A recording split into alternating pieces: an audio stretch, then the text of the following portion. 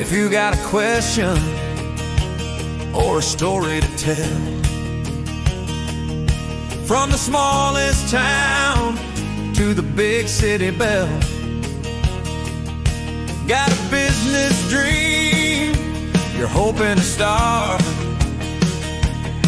or a question on elections and how to do your part. Now Bryan's here and he's ready to listen to the good people of Arkansas. The mission, he served the nation, now he's serving you for a stronger future and a vision that's new. Welcome to the Ready Room. Got a question? Let's talk it through. Welcome to the Ready Room, where your voice is heard and the people rule.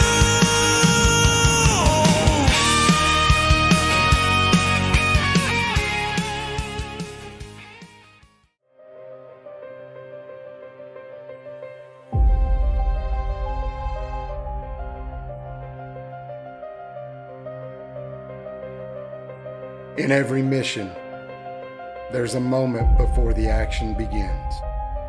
A place where warriors gather, gear up, and steel themselves for what's ahead.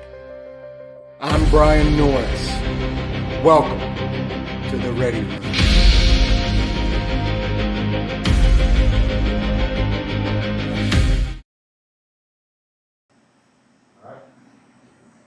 All right. Hey, everybody. Welcome back to the Ready Room, where we discuss all things concerning Arkansas, dealing with the Secretary of State, in our efforts to try to be represented and not ruled by our local, state, and federal governments.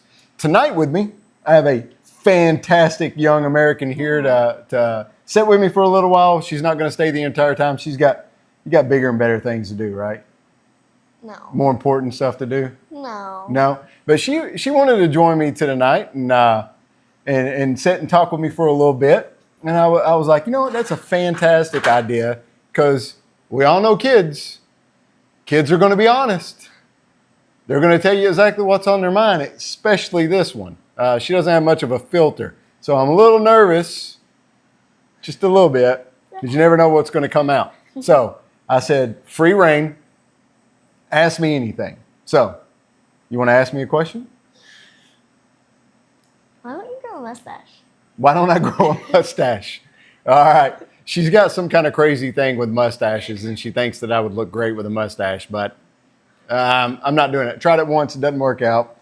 You can keep trying until I'm dead in my grave, and I'm not going to have a mustache, kiddo. But, what I would like you to talk about, and if you have another question, go ahead and bring it up anytime you want to. But I would like you to kind of talk and tell people what it was like when we decided to go down this road and run for Secretary of State. How we all sat at the table, some of the things that we discussed, and some of the deals that we made. Can you talk us a little bit about that? Well, Mom, she kind of didn't really want you to do it at first. Mm-hmm.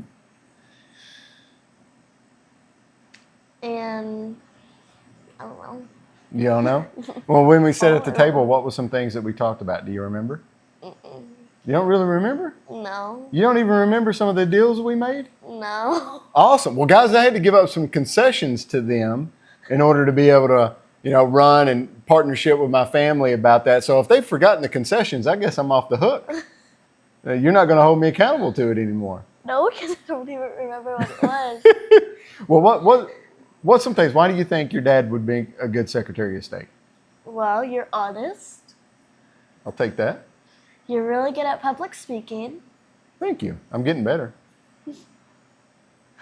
And Is it my hair? what? Is it my hair? Do I have great hair? I guess.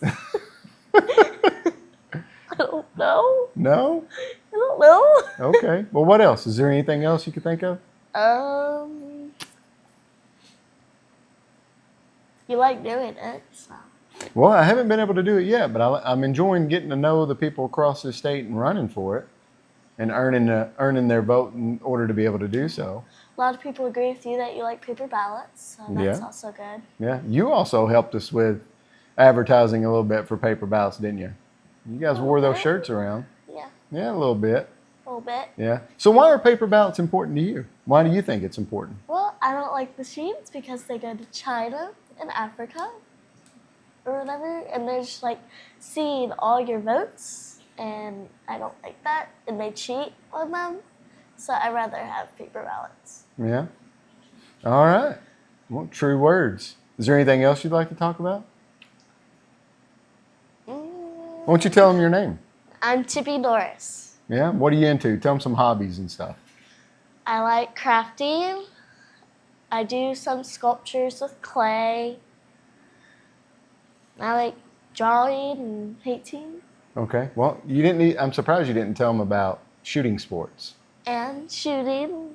Yeah. And shooting. She's done some USPSA competitions. I've got some videos. I'll upload them and share them so that you guys can see her.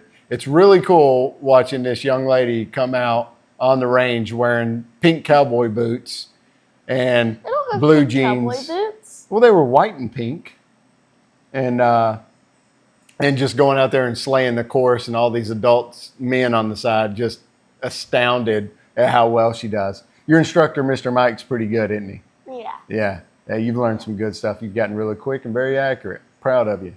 Thank you. All right. Well, is there anything else you'd like to talk about?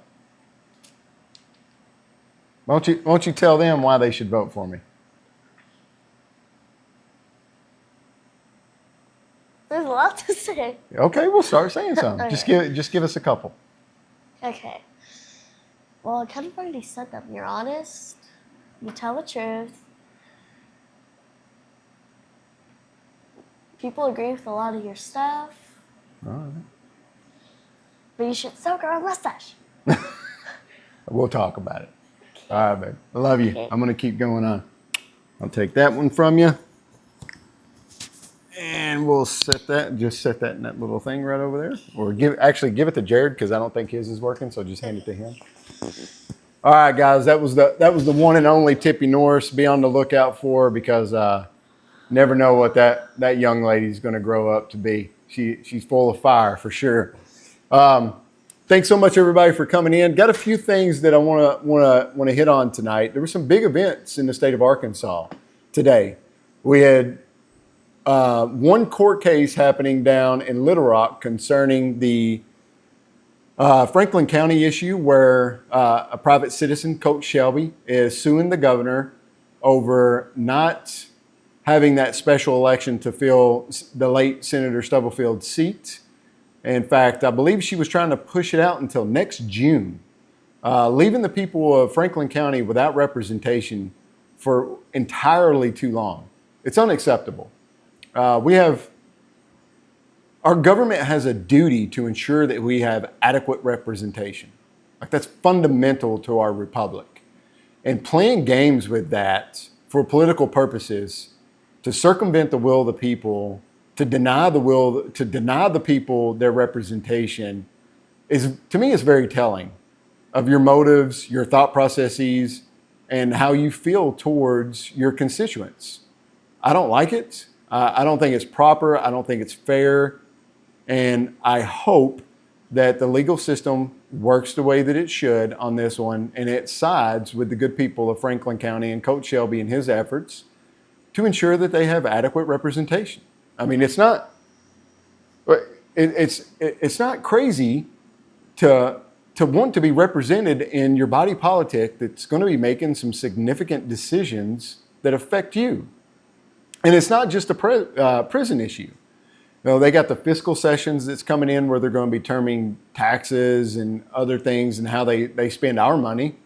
And those people aren't going to be represented during that time. And all kinds of other issues that may come before the state legislature that's going to be enacted by the governor. And they deserve to be represented during that process. I mean, it's kind of one of the big focal points of our revolution to establish our country was that we were being taxed without representation, and we didn't think that was proper or fair. So I hope that the judge in the case, I hope that the powers that be come to their senses on that one and give the people of Franklin County what they're owed, which is adequate representation in their body politic. Another issue that happened today concerning courts and legal means was the arraignment of Colonel Conrad Reynolds. Colonel Conrad Reynolds was forced to turn himself in today to the Independence County Sheriff's Department, to the district court here on Main Street. We were there, and so were approximately 40 to 50 other people were there to support Colonel Conrad Reynolds in this issue. It was fantastic to see such a group come out in support of Colonel and the ongoings with this case. And it was great to hear from fellow people and hear their experiences and challenges that they've had with their representatives and with the current administration in Little Rock and how they feel. They feel that they're not being represented. They feel that their government doesn't really care about them. They feel that their votes don't count, which is what Colonel Conrad Reynolds was working to fix, resolve. His entire efforts over the past 5+ years have been to just give the people a choice on how their votes are taken and counted. It's not very controversial. Our state motto is Regnat Populus. The people rule. It's Latin for the people rule. And if the majority of the people want something, they should at least be heard on the ballot. Come and make your case in the public square. Advocate for your position. State your facts. State your feelings about it. Make your arguments before the people and allow the opposition to do the same. And then allow the people to digest that and go and vote and make a choice. But if you're afraid you're not going to win in the public square, then what other options do you have? Well, you can deny the conversation. You can use lawfare to keep it off the ballot, which is what happened here in Independence County. If you recall, we were sued to the state Supreme Court, and thankfully we won. And the people of Independence County got to have their say. And they overwhelmingly chose hand-marked and hand-counted paper ballots. The will of the people was respected in Independence County. But the majority of Arkansans also want hand-marked and hand-counted paper ballots.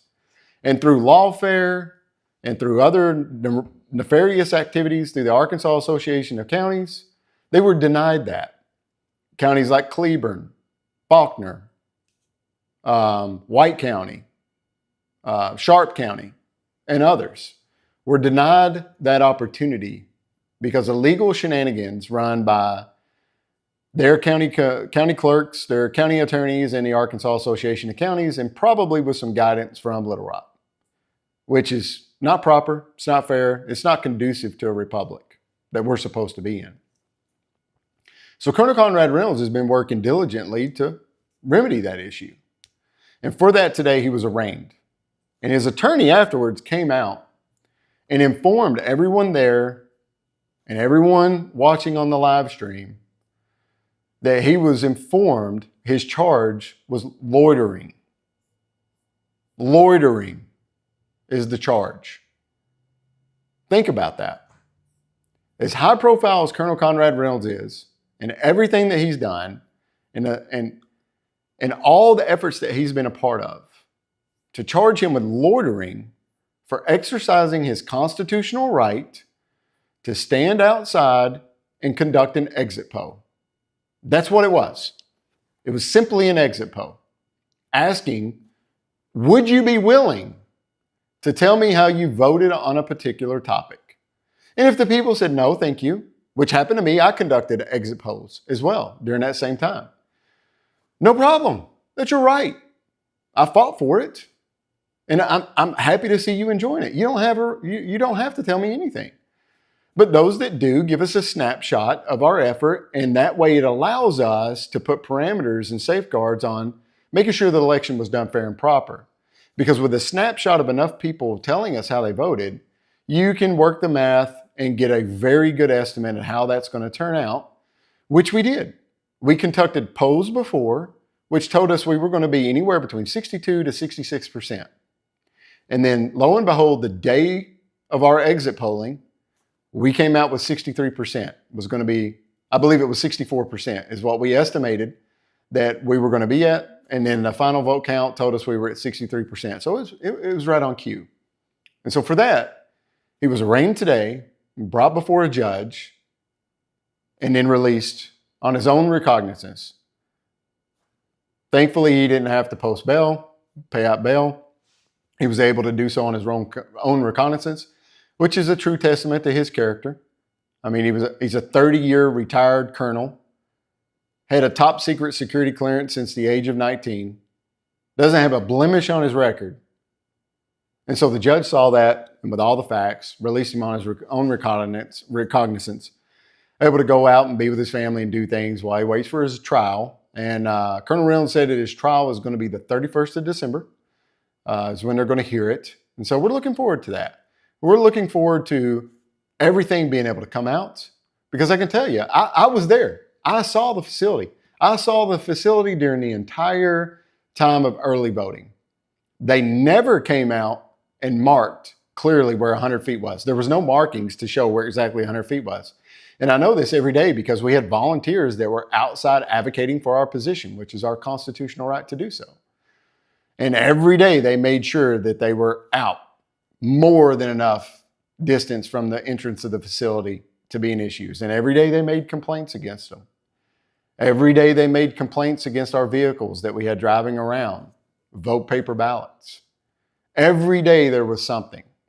And so it wasn't a surprise to us at the end when we get here almost 2 years later, a year and a half later, and they finally decide to try to they drug up loitering charges for Colonel Reynolds. I went to other polling locations. The one in Sulphur Rock was clearly marked 100 feet, which was actually on the other side of the street or beyond the parking lot of the facility. And that's where I stood. I also went to the one at Magnus, right down the road. I also went to the one at Mack Road and checked it out. Both of those were marked, and I stayed beyond, and I asked people. Some were willing to tell me, some were not. And we did that the entire day. We covered almost every polling location on voting day here in Independence County for that event. No one else was at issue. And when they came out and said something to Colonel Reynolds, he walked away. He went to where they asked him to go to. It wasn't combative. It wasn't an issue. He was just exercising his constitutional rights. And whether people wanted to talk to him or not was their prerogative. It's a non-issue. And so while it was a sad day that such a decorated veteran, multiple Bronze Stars, a CIA medallion, had to endure what he endured today, I know him, and I know it's a small price for him to pay to continue fighting to give the people what they want, which is free and fair and honest elections. And now I'm seriously doubting if we've had those since we've had machines in the state of Arkansas. How many races may have been corrupted? We'll never know because you're not allowed to see what's inside these machines. They're owned by a private company. Their security audits are conducted by the same company that owns them. And we are not allowed to see what's happening inside that machine because it's proprietary knowledge. The Supreme Court has ruled so. So we have, in effect, a private company that runs our elections in this state. I don't think that's fair. I don't think that's proper. I think the people should own the machines. And the state should be responsible for the security of those machines. And the people should be allowed to see what's happening inside that machine. We have a transparency clause in our Constitution. We are owed that from our government.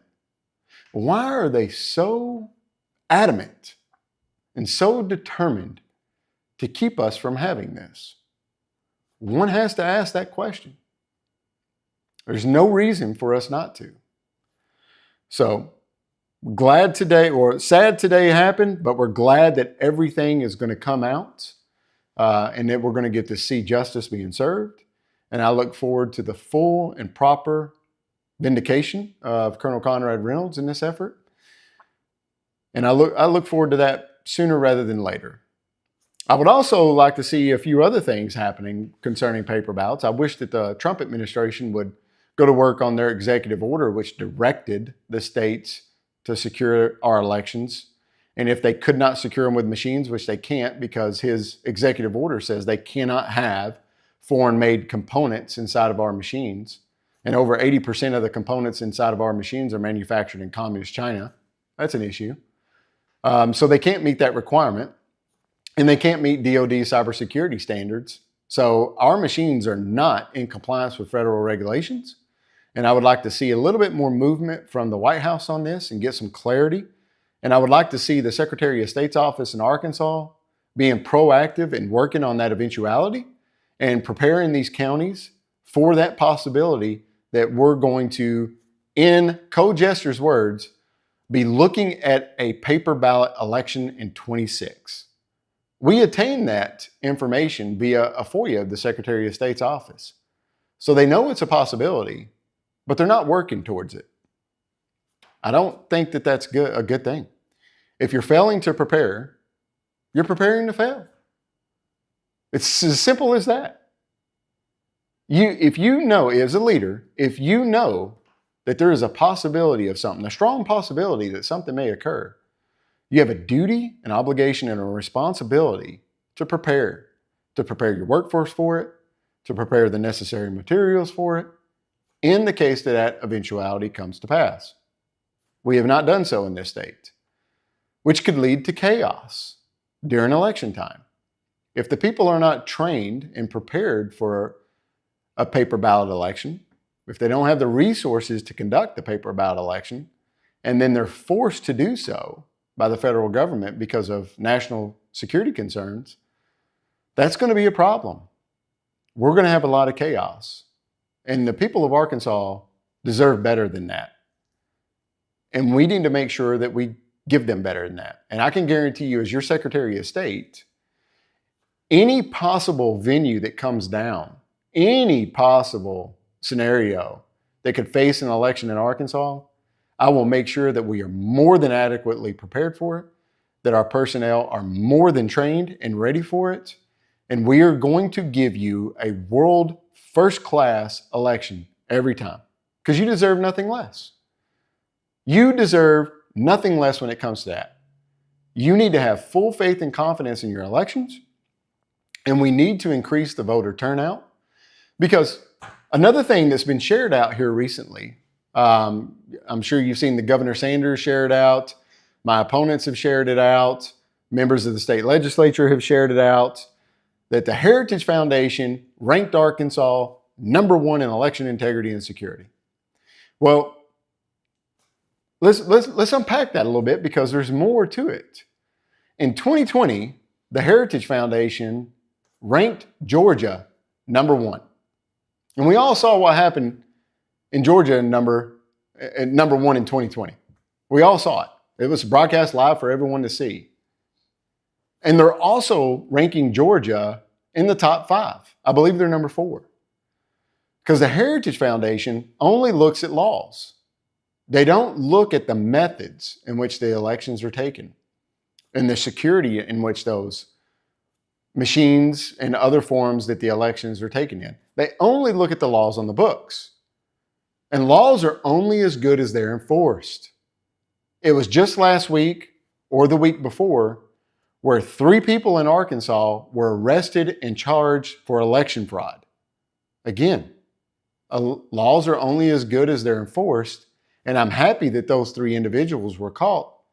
But how many were not? Laws are just written on paper.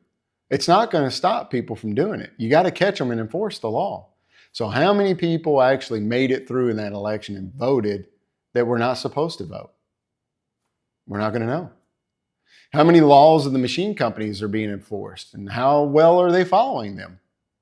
We don't know, because we're not allowed to see anything from them.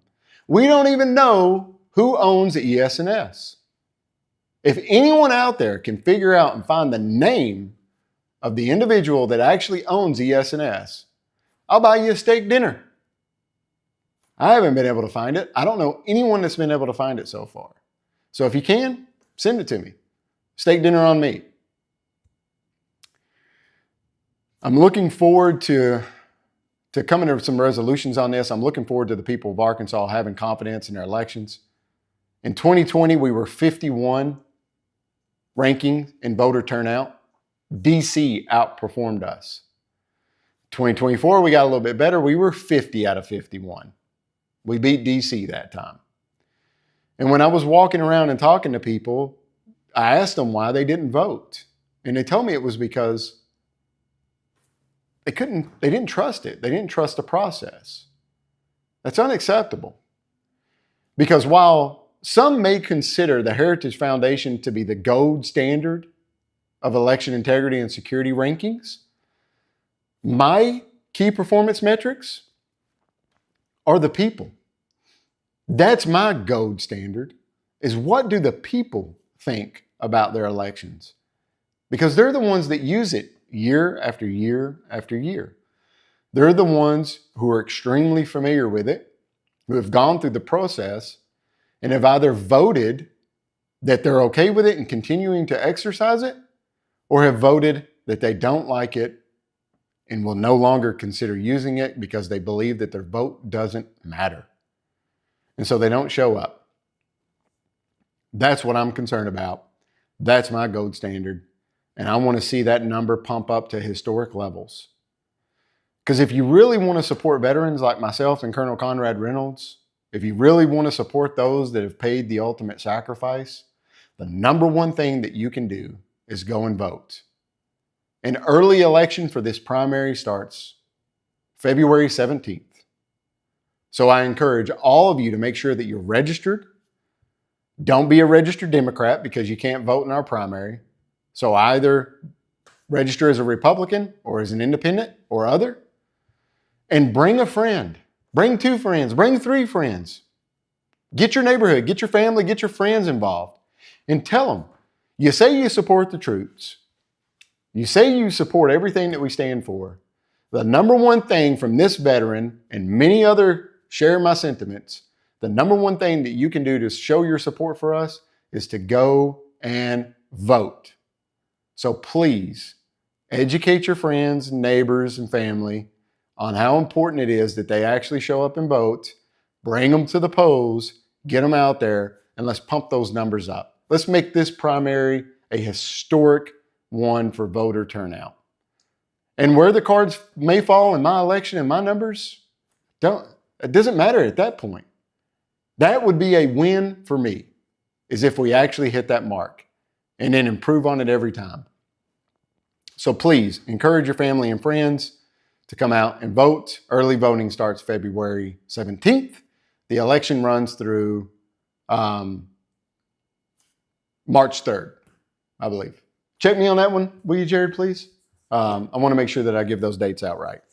So it's very important, guys. Act like it is, treat it accordingly, and get people involved. And also, as I've been working hard, if you've been paying attention, I've put over 17,000 miles on my vehicle since I announced.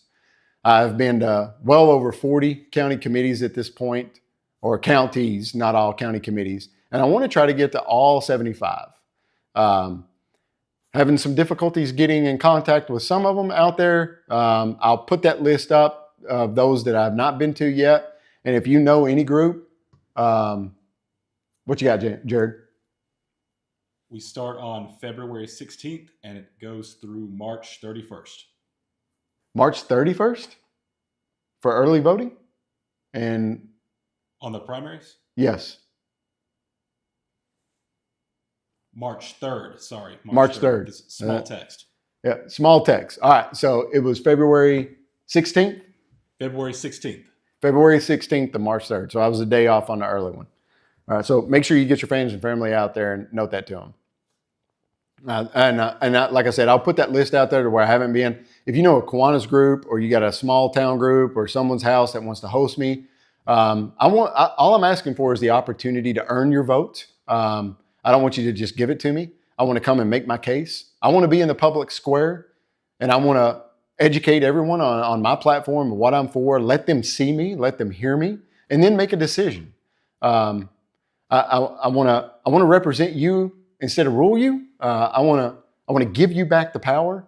I've talked on and on about what I'm all about and what I'm for. And if you like that, you want to support that, please help me reach out to these counties that I haven't been to yet. Let me make my case before them so that they can be educated on me. Please share this video, share my social medias. Name recognition is a huge thing. One of the biggest things that you can do is just tell people to come like and subscribe to my channels and just keep up with me. And they can ask me any question. They can hit me up anytime. All my contact information is out there. I'm not going to shy away from them. I'm going to reach out to them. I'm going to follow up with them because that's the job. That's what I signed up for, and I'm going to do it. So now I'd like to transition a little bit and talk to you a little bit about who I am. That's one of the things that we have not hit yet on the Ready Room. So who am I? Well, my name is Bryan Norris, as you all know, and I was born and raised in Truman, Arkansas. I was born to a single mom, started out life in the projects, right around the corner from the police station there in Truman, Arkansas. Right off of Highway 63, cut down a little bit before you get to the police station, the project's off on the right-hand side. Not the best way to start off in life necessarily. And I believe it was at the age of 7, we graduated from the projects and moved out into an old sharecropper style home out in the middle of a cotton field. About a mile outside of town, I would say, roughly. I don't necessarily would call it a step up in terms of accommodation, but it was definitely a step up in how it was ours. My mom and them, they owned it.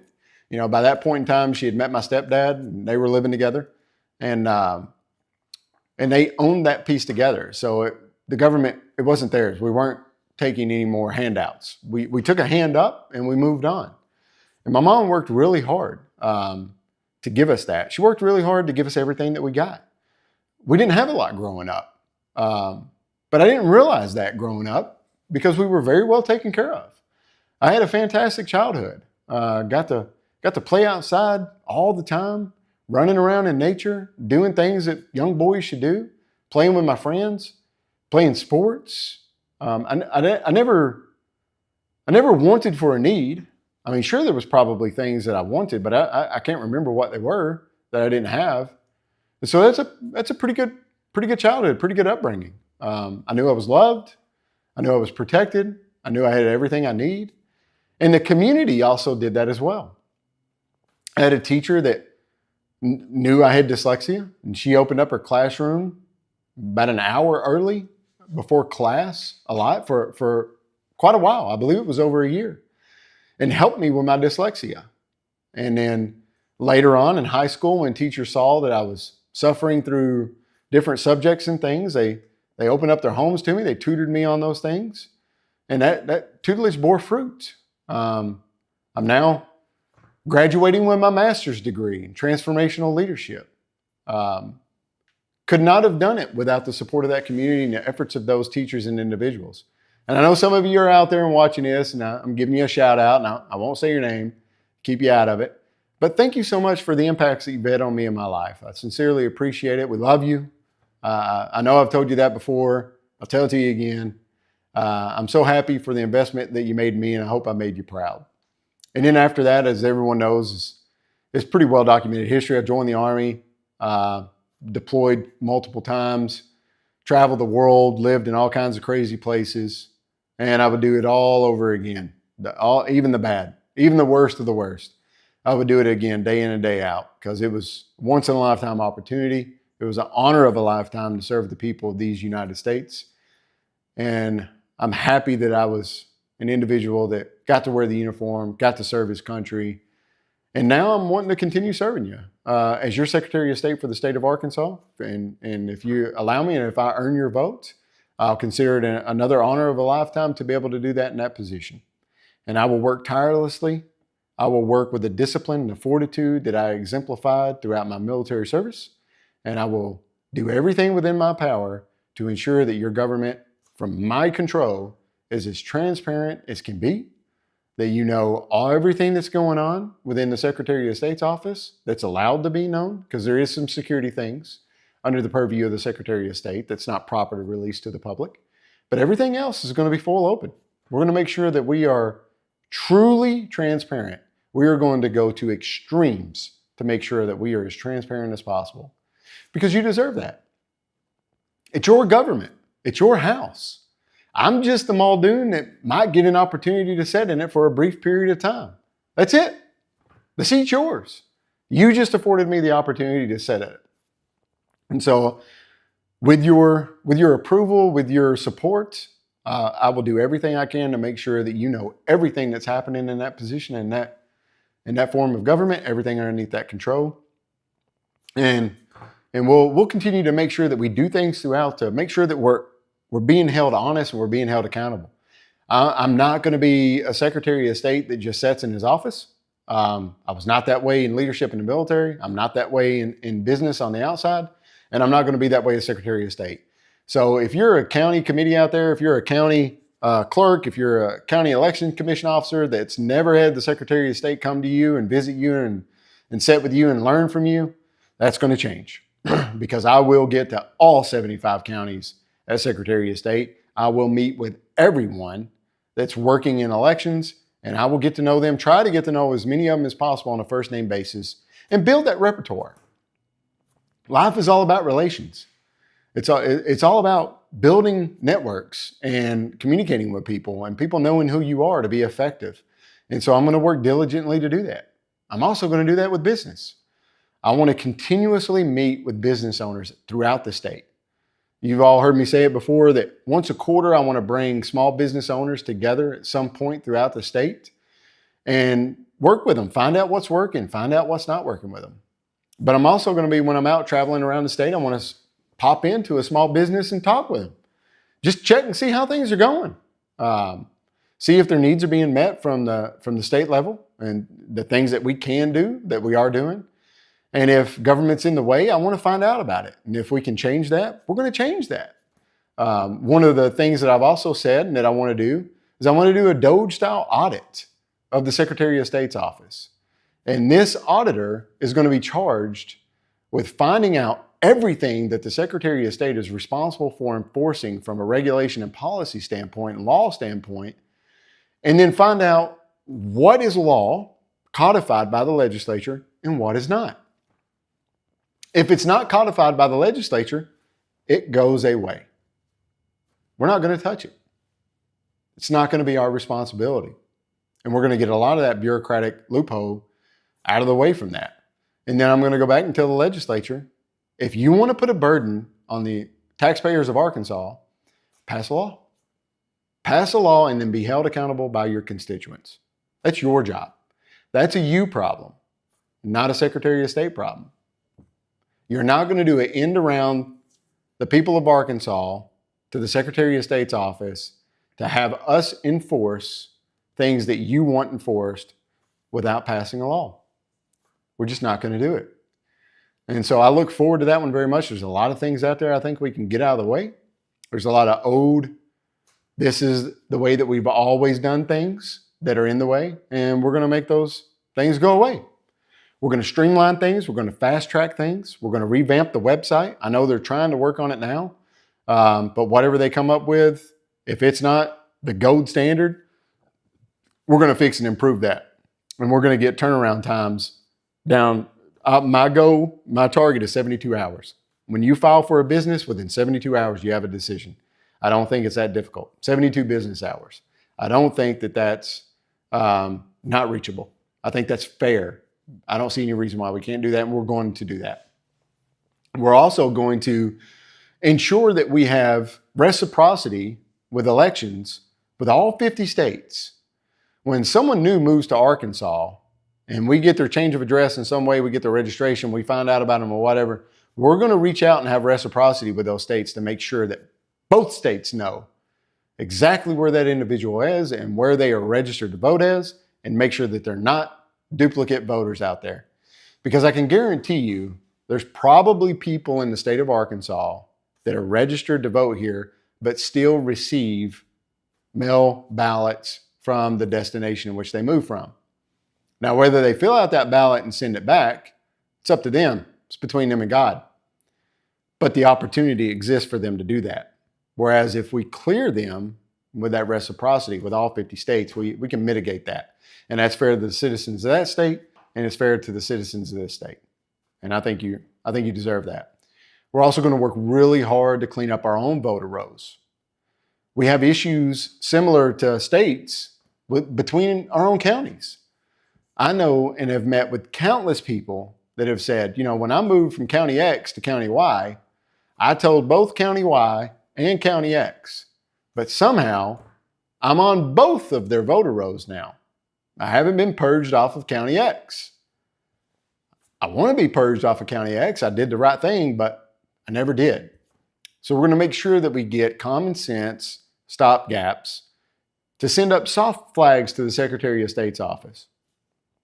Like when you change your children's residency, when you change your electric, when you change some of your other utilities, when you go to the DMV and you change your address on your driver's license, and if a death certificate happens, all of these things can send up soft flags so that we can then check with the county that you move from and the county that you move to make sure that you are enrolled correctly in the county that you need to be enrolled in so that your vote actually counts to where you're residing, so that you can vote on school board, justice of the peace, county judge, your state rep, and your state senate appropriately without any issue. And that needs to happen, reconciliation probably on a 3-month basis, on a quarterly basis, to make sure that we're staying ahead of it. Because the longer you allow that to go on, the more work it's going to be and the more difficult it's going to be. But before every election, prior to the deadline to be registered to vote, we need to be sure that we're 100% clean across the board as much as we can be on the voter rolls so that everyone has the opportunity to vote for the people that's going to be influencing and affecting their lives. I think that that's fair and I think that's proper. Don't want to have any issues with that. And if you guys have any questions out there, make sure that you're popping them in the chat. We're going to be looking at them and I'll address them as we go here. No questions so far. I did see a comment here that's interesting from Mike Shackle. Statute, this is concerning Colonel Conrad Reynolds. Statute is 1 year for loitering in Arkansas. So he shouldn't have been charged outside of the 1 year time frame. Huh, that's interesting. Well, I can tell you this. Colonel Reynolds has a crack law team. He's got some of the best, and they're going to find out about that, and they'll make that known. And so I'll keep rolling on here for a little bit about some other things under the purview of the Secretary of State's office. And one of them I'd like to talk to that I don't think we've hit on too much is, the Secretary of State's also the chief record keeper of the state. So all the laws, all the policies, all the regulations, all that stuff, we're supposed to keep them for all departments. If you go to the website right now, it's pretty difficult to navigate that website and find out where things are. One of the things that we hear all the time that I absolutely hate is ignorance of the law is not an excuse. To me, that's a cop-out. That's a cop-out by our state body politic. Because this last legislative session, they passed over 1,500 new laws within a 3-month period. And so you're expecting me to know 1,500 new laws and abide by them that you passed in a 3-month period while I'm working, raising a family, volunteering at different things, living my life. I'm supposed to digest all of that. But when I go to the location that's supposed to house these laws, it's very, very difficult for me to find them. And so your excuse of ignorance of the law is not an excuse. Doesn't hold water. It's not fair. You have a duty and an obligation to make sure that the population is well informed of the burdens that you have placed upon them. Because laws are burdens, most of them. Most of the laws that are passed are an extra burden on the public. And maybe you don't want to advertise those in too detail. Maybe you just rather pass it, let it slide off into the ether, and then when you catch somebody on it, that's the first time that they've learned that they've actually broken the law. Maybe that's what you're after. But let's be honest. Let's be fair. If you're going to pass a law, you need to do everything within your power to make sure that the public is educated on it. Full stop. And that's what we're going to do from our perspective at the Secretary of State's office, is we're going to make that database very, very easy to search. Keywords, easily searchable through a multitude of factors so that you can find out the burdens that have been placed upon you and act accordingly. Because that's what you deserve. Easy access to knowing how you're being involved or could be affected adversely from a regulation or a law that's out there that you may or may not have known about before. And you can take corrective actions if you were not living within the limits of that new law. So definitely want to do that. When it comes down to the Capitol grounds, I know we spoke about this before concerning the Veterans Hall of Fame Memorial. I don't know if it was malicious or just a coincidence, but the portion of the Veterans Memorial that broke during the move, when they relocated it from the second most visited portion of the Capitol to one of the least most visited portions of the Capitol on the very fourth floor, and the items that broke in transit just so happened to be the parts on it about Colonel Conrad Reynolds being a founding member of the Veterans Hall of Fame. I hope that that's just a coincidence and that wasn't done maliciously, but I think we need to fix it. We need to fix it quickly, and we need to fix it before the next Veterans Hall of Fame recognition, which is coming up next month, I believe. So I hope that it's in good working order and that the sacrifices that the sons and daughters of the state of Arkansas are represented adequately on it, and it's ready to go for that ceremony. And if you've never heard of this ceremony, you've never heard about it, check it out. It's called the Arkansas Veterans Hall of Fame. They have a website. Check it out. Come to the upcoming ceremony. I hope to see it packed because it's a pretty cool deal. It's a pretty big deal. And Colonel Conrad Reynolds is going to be inducted into the Hall of Fame this next one. So it'd be a good opportunity to show up and show support for him for all the sacrifices that he's made throughout his military career, and now the current sacrifices that he's making to ensure that your will is being reflected appropriately by the body politic. And that brings me to another point that I would like to talk to everyone about that I learned about last week. I believe it was Friday. There's a naval vessel, the USS Arkansas, that is being commissioned and being finished in Newport News, Virginia right now. It's a nuclear submarine. And this submarine has a commission made up of local Arkansans whose job is to make sure that the ship reflects the people of Arkansas, our heritage, our history on the vessel. One of the things this group wants to accomplish is they want every bunk, because you know sailors have 3 bunks to a row. They want every bunk's curtains that they close for privacy and darkness while they sleep to be named after a city of Arkansas. And so if you were not aware of this, now you're being made aware of it. I encourage you to go to your city councils and make them aware of it, because I'm sure there's a lot of cities across the state of Arkansas that would like to spend $1,000. That's what it costs to have some custom curtains made so that that sailor can say, my bunk is Batesville, or my bunk is Heber Springs, or my bunk is Fayetteville, or my bunk is Texarkana. And then you will be a part of history on that ship. You'll have a sailor that's sleeping in your bunk, and they can see your city's name, your emblem, your crest, whatever it is that you want to put on that curtain. And it'll be visible to all those sailors and let them know about the state that their ship is representing out there as they defend our nation.